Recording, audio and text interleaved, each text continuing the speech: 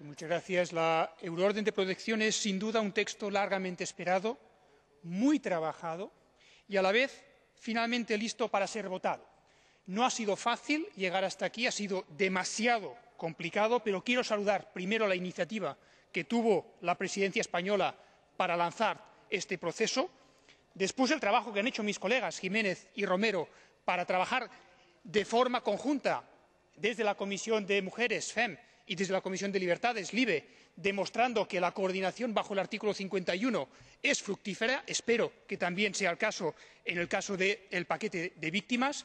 Y saludar también, finalmente, el trabajo que tenemos, no solamente ante nosotros, sino el reto que tenemos para demostrar que este es un paso más. Pero, como decía la colega Romero, solamente un paso más. En absoluto el definitivo, quedan muchísimos más, porque no es de recibo que hoy en día sean las víctimas quienes tengan que sufrir y pagar todavía más el derecho a poder ser reconocidas en toda la Unión Europea.